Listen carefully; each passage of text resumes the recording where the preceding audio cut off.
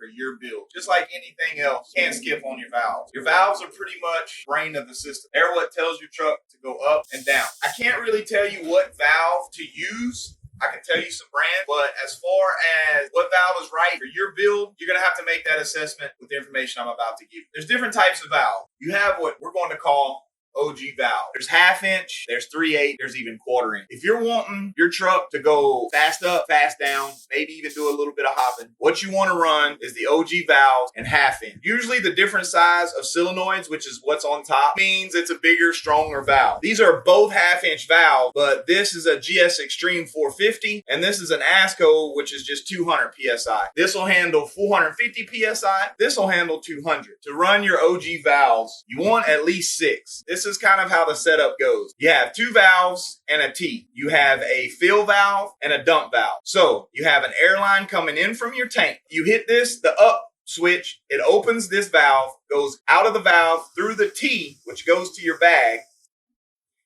And then when you hit the down, it hits the dump valve, lets that air come back out and shoot out. So you need this to control one bag. There's going to be a bunch of experts on here saying, oh, I only got 4 valves and that's all I need. I have a T up front. Technically, you can come out of here and T into your 2 bags, but that's not the proper way to do it, people. If you do that, when you go into a curve, your bags are going to share air. They're going to share that T. So yes, this will make your both front end go up and down if you put a T out here, but it's not the proper way to do it. What you want is this on each corner. So this T goes to one bag, and then you have the same thing on the other bag in the front. Now in the rear, if you've got, God forbid, a 2-link, or if you have a 3-link, you really don't need independent in the rear because you have a rear end that is a static rear end. So you really don't have independent movement back there. This will work. It won't sway. I prefer to have all 8 valves. That way I can control all 4 corners of my truck. There's no sway and it rides perfect. If you want fast bags, OG valves, in 1/2 inch. The cons of this is, if you guys look, that's a potential leak, that's a potential leak, that's a potential leak, potential leak, potential leak, potential leak. Good set, a good cheap set are probably about $50 to $60 a valve. The expensive ones are probably about $150 a valve. Stay away from airbagit.com, AirMac, AirSlam It, Vixen, Jump, GS Extreme, ASCO, SMC. Those are some of the top valves. I'm pretty sure there's a couple other ones, but those are the top valves on the market.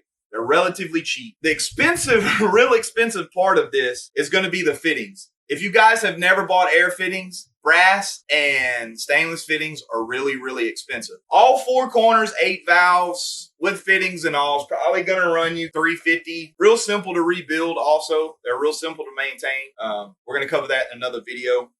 Next up is your manifold valves. But this basically has 8 valves in it. They're smaller valves. They're 3/8. This is $400 for the Slam Specialties manifold. You have AVS, which is about the same price.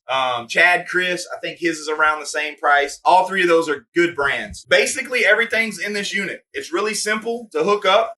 You have a ground wire, and then this wire goes to your switches. Fittings are already built into these things. So you have one line coming in from your tank, and then you have one line that goes to a bag, bag, bag, bag. Super simple. So on this, you don't have as many fittings to buy. So if you run your line straight and don't have to put any fittings, 90s or anything in between, you basically have 2 fittings, 2 possible air leaks, one right here and one on the bag. Super easy to chase those air leaks. So the only con I can say about these really is they're slow. Your truck's going to go up slow. It's going to go down slow. But if you still like kind of switch happy and want to play with them, you can still play with these. No problem at all.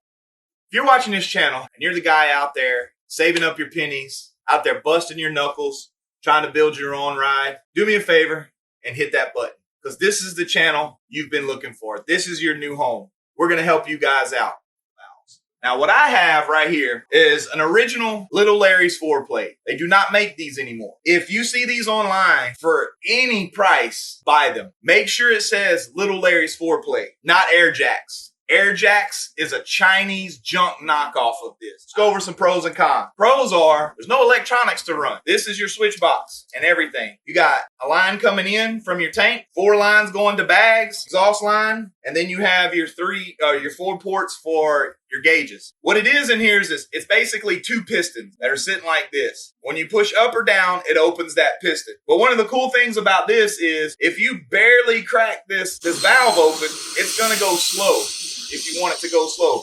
But if you dump it, it's going to go fast. So you can regulate how fast or how slow your bags go up and down. I actually have this in my OBS, and I can sit at a light and I can bounce my truck really nice. The cons about the Little Larry's 4Play is they don't make them anymore.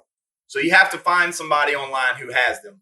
Second thing is these can be bulky. You got to find somewhere to install these, where you can get to them. This is an old manifold valve from airbagit.com. This is what you don't buy.